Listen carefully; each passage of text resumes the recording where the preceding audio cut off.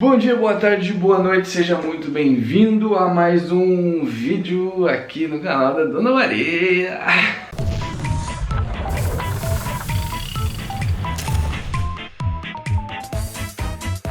Pessoal direto me manda mensagem: Felipe, mas a igreja é de direita, é de esquerda. Felipe, eu vejo você criticar isso, mas a igreja ela não é a favor do pobre. Ah, Felipe, eu vejo você dizer isso, mas isso não é contra o que diz a igreja. Então eu vejo que existe uma confusão muito grande. Culturalmente nós nos acostumamos a uma propaganda de uma igreja muitas vezes que ela é mais assistencialista, empobrece a sua catequese, parece que se esvazia da verdadeira salvação para atuar de forma simplesmente como, transforma os grandes guerreiros que deveriam defender o evangelho, que deveriam administrar os sacramentos, e transformam em cabos eleitorais. E culturalmente nós acabamos acostumando com isso. E quando nós levantamos uma bandeira diferente, nós questionamos, automaticamente vem aquele rótulo de você é ditador. A igreja não prega isso, você é contra a igreja. E as pessoas começam a deturpar a figura do Papa Francisco, começam a chamá-lo de coisas que ele não é, começam a compará-lo com Bento XVI. E eu achei que seria muito interessante nós primeiro perdermos essa mania de simplificar as coisas como direita e esquerda. Às vezes as pessoas nem sabem direito o que é isso e de repente podemos mergulhar nisso. Mas eu quero que você entenda como é que a igreja convida o cristão a trabalhar pelo evangelho em diversos cenários, né? Vamos analisar alguns pontos muito importantes ao longo da história da igreja e ver que muito antes deste conceito bem pobre que nós temos, né, de direita e esquerda, a igreja já estava ralando para salvar as almas, né, do rebanho de Cristo. Então, bora lá. O professor Felipe Aquino ele escreveu uma coleção em 3 volumes da história da igreja. Primeiro fala sobre até a queda do Império Romano, né? Esse aqui é o segundo, que é até o fim da Idade Média, e o terceiro volume que tem ali é a igreja do tempo das revoluções, vem os estados modernos e essas coisas assim. Eu quero pegar um pequeno trecho para você entender como que mudou de fato o cenário para a igreja. A igreja ela já nasce nesse cenário de perseguição, principalmente perseguição por parte dos judeus. Ninguém imaginava que a igreja ia crescer tanto. Os apóstolos, os primeiros padres e bispos não imaginavam que ia demorar tanto para o Messias voltar.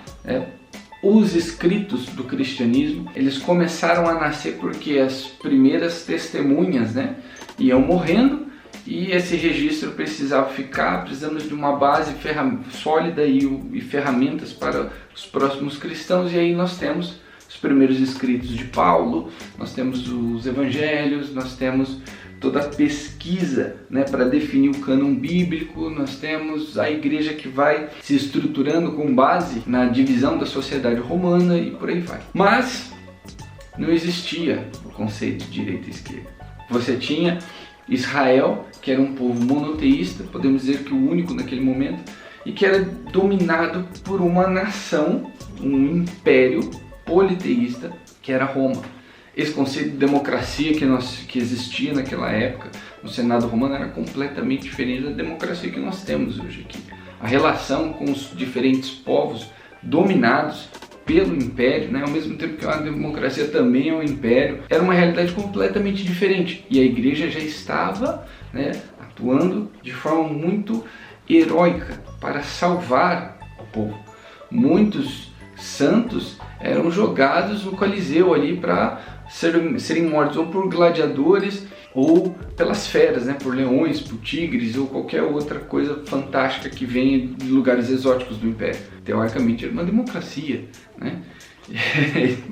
E era nesse cenário conturbado que a igreja já atuava. Posteriormente, quando nós temos a queda do Império Romano, 476, se eu não me engano, né, nós temos o primeiro rei Odoacro, o primeiro rei bárbaro, e o cenário muda. o império que unificava diversas nações, agora ele não existe mais, ele caiu. Nós temos um mosaico de povos, nós temos uma igreja que vai catequizar diferentes povos, diferentes tribos, diferentes reinos, mas todos ainda com um sistema de monarquia ou um sistema tribal que era um poder na vertical, entendeu? Você tem uma escada, você tem uma hierarquia e manda o cara que está lá em cima e acabou. E era nesse cenário conturbado, com práticas pagãs, com diversas leis esquisitas, estranhas, que permitiam muita violência ou a completa ausência da lei, né? A gente imaginava em existir uma democracia como nós vivemos hoje. E aí que chega um ponto muito interessante deste livro aqui, que eu quero ver com vocês aqui, que é no ano de 756, quando a igreja e todos os outros reinos tinham diversos conflitos com os lombardos. E olha só que interessante, olha só. Em 774, desculpa a pronúncia, não vou saber pronunciar direitinho. Em Quirze, acho que é assim que pronuncia, o Papa e Pepino assinaram um acordo. Pepino se obrigava a defender a igreja em Roma e também a libertar os territórios bizantinos ocupados pelos lombardos. Em duas campanhas militares, em 755 e 756, Pepino venceu o rei lombardo Astolfo. Então esse Pepino era o rei dos francos, né?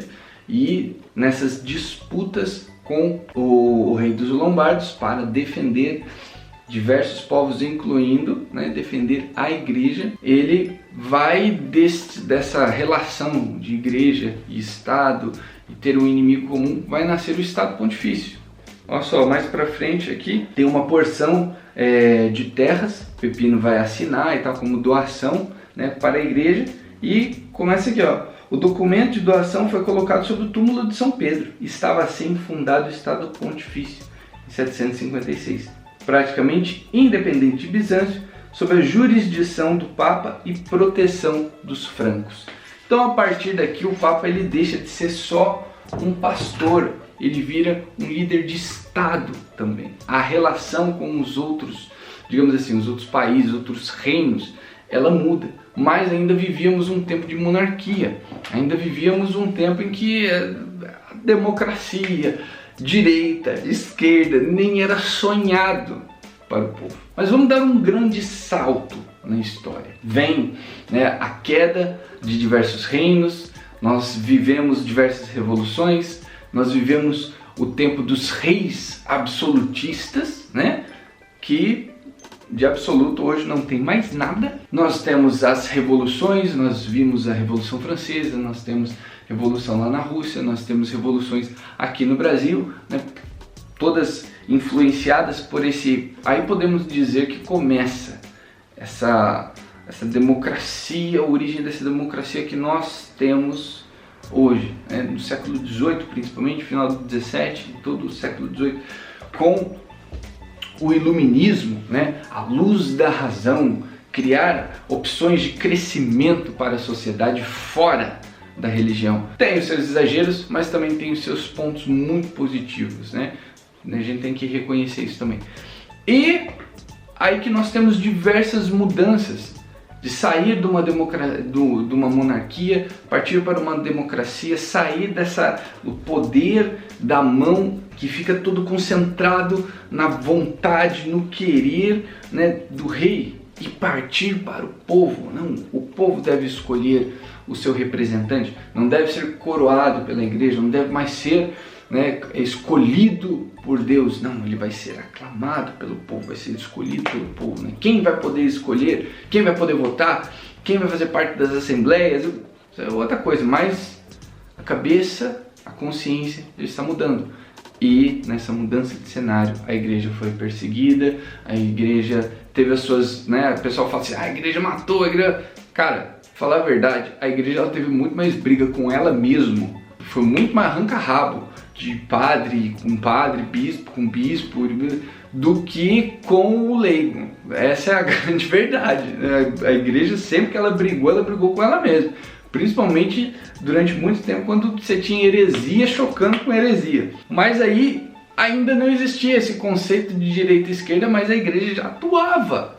A igreja, ela já era perseguida, ela já perseguia ela mesma. Nesse ponto que a gente vê, né, que ela tem a sua origem divina, mas, né, o homem faz parte ali, ele tem a sua porcentagem, né, das burradas. E não existia conceito de direita e esquerda como nós temos hoje. Isso vai se dar praticamente depois da Segunda Guerra Mundial, que acaba lá em 45. Nós começamos a chamada Guerra Fria. Nós temos novas polarizações no mundo. Nós temos, de um lado, um poder totalitário que vai ditar o que o povo precisa, que vai pregar esse monopólio de recursos naturais, de quem pode entrar, quem pode sair.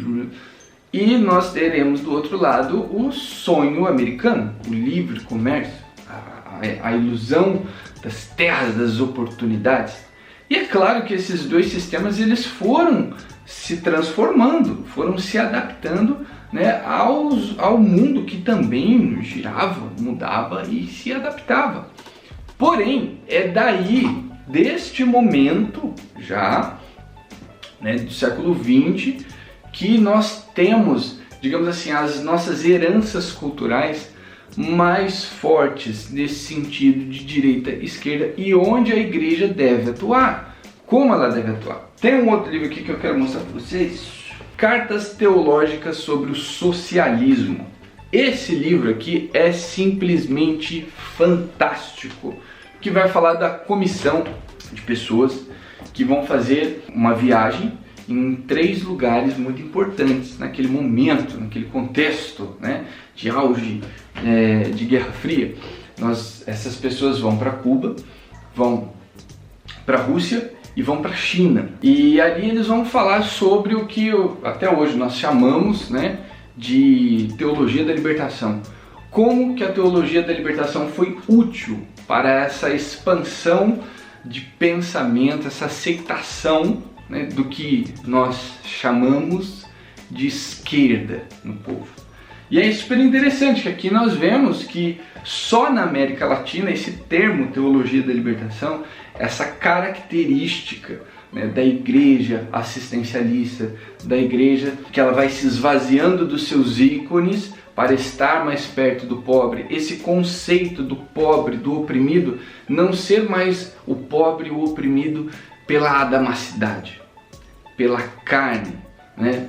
Pela natureza finita, mas o pobre oprimido pelo sistema capitalista. Então deixa aos poucos de ser uma luta para a salvação e vira uma luta política. Aí que nós começamos a nos acostumar com uma igreja. Eu não estou dizendo que é errado, né, a caridade, de forma alguma, mas nós acabamos, né, nesse tempo nos acostumando com uma igreja que é praticamente só assistencialista e que não promove, né, a conversão como ela deve ser. Da libertação ao teológico das libertações sócio-históricas. Esse livro aqui é simplesmente fantástico. E vale lembrar que se você gosta de estudar, você pode achar o livro fantástico, mas você não necessariamente tem que concordar com ele. A forma como ele é escrito, os argumentos, a contextualização, isso aqui é fininho, mas demorou, porque você lê, você pesquisa, você vai atrás de documento da igreja, e aí vai falar muito sobre essa visão da graça, né, que ocorreu através das revoluções culturais, das revoluções dos movimentos sociais, de movimentos políticos dentro da igreja, vai legitimar tudo isso. E aí nós acabamos nos acostumando, por causa de militância, por causa de uma igreja que foi se esvaziando dos seus ícones, foi se esvaziando da sua liturgia, né? Nós vemos aí diversos movimentos, né, para acabar com o celibato no sacerdócio, que em lugares mais afastados do Brasil a pessoa não vai conseguir se catequizar porque o padre tem que ter um anelzinho, tem que ter uma aliança na mão esquerda, porque se ele não for casado, ele não vai conseguir entender a mensagem do evangelho, meu Deus do céu, né? E tem que ter comida típica, né?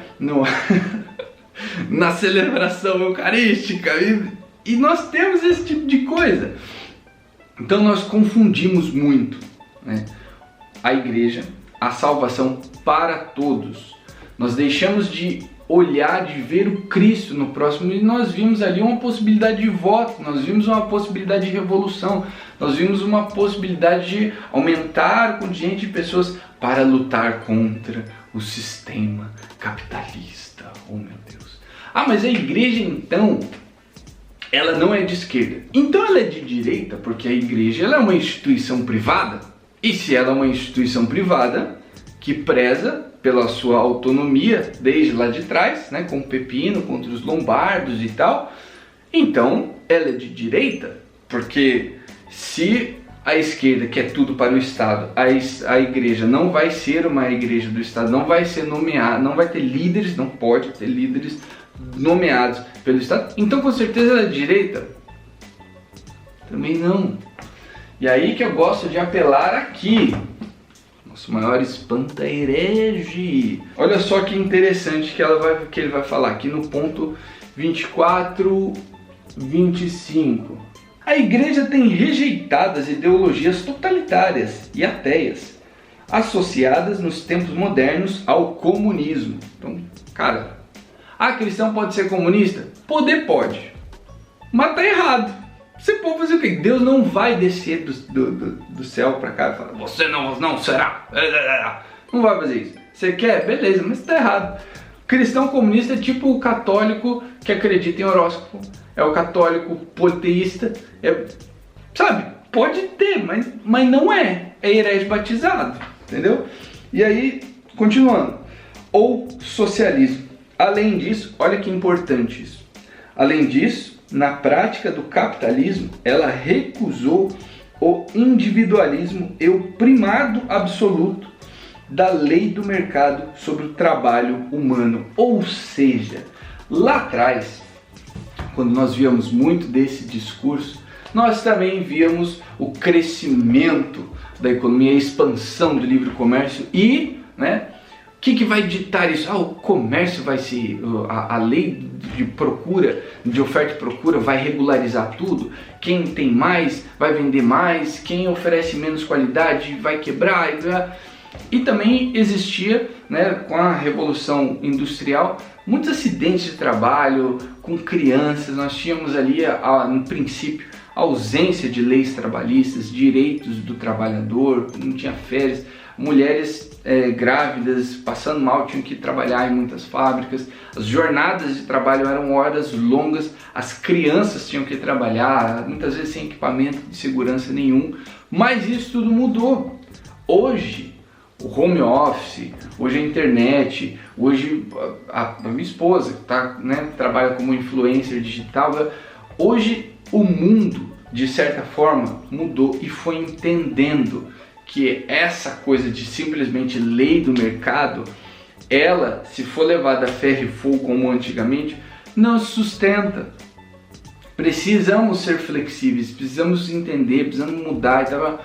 Mas de outro lado, outro sistema não mudou, continua igual. Você vai pegar aí qualquer partido de esquerda, ele vai defender o imposto acentuadamente progressivo, supressão de direitos de herança, confisco de propriedade de todos os imigrantes rebeldes, centralização do crédito nas mãos do Estado.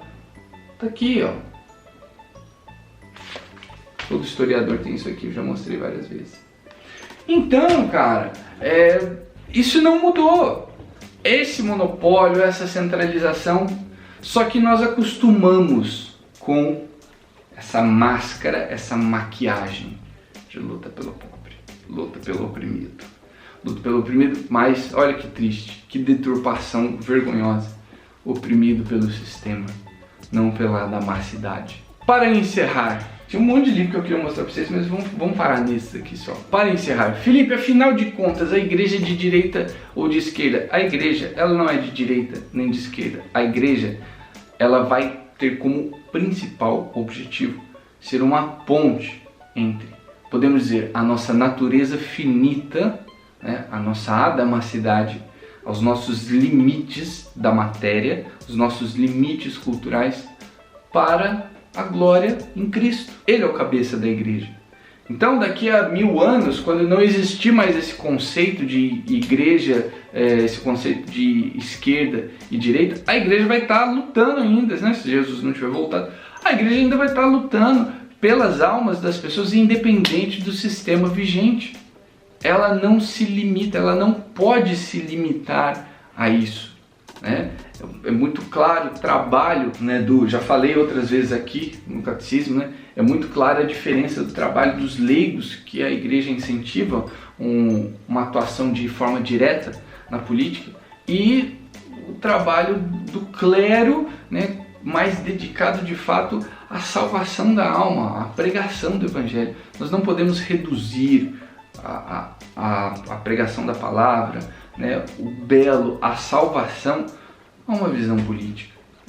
Direita, esquerda. O que interessa nesse momento é que de direita, de esquerda, de centro, de norte, de sul, somos todos filhos de Deus. E chega um ponto em que nós temos que saber que nós precisamos sim lutar pelo nosso país, mas nós também precisamos lutar mais ainda pela salvação do nosso irmão em Cristo. Porque independente de posição política, independente do que ele acredita, se você de fato é cristão, se você tem a maturidade de enxergar o Cristo no outro, né, você vai querer salvá-lo, independente daquilo que ele acredita. Então a resposta cristã, ela não é limitada à direita, à esquerda. Ela é muito além disso. Assim como nós vemos no tempo de Paulo, que ele viu que a mensagem do evangelho precisava romper os limites culturais daquele tempo, a mensagem evangélica ela continua a ter que romper os limites culturais do nosso tempo também. Direita, esquerda, chega um ponto, você vai me desculpar, eu tenho minha posição, eu me considero de direita, não gosto de nada que venha da esquerda, mas não é porque eu não me identifico com certas linhas de pensamento que eu não quero a salvação dos meus irmãos. Então é isso, gente, se inscreva no canal, é isso que eu queria falar para vocês. Um grande beijo, fiquem com Deus e tamo junto!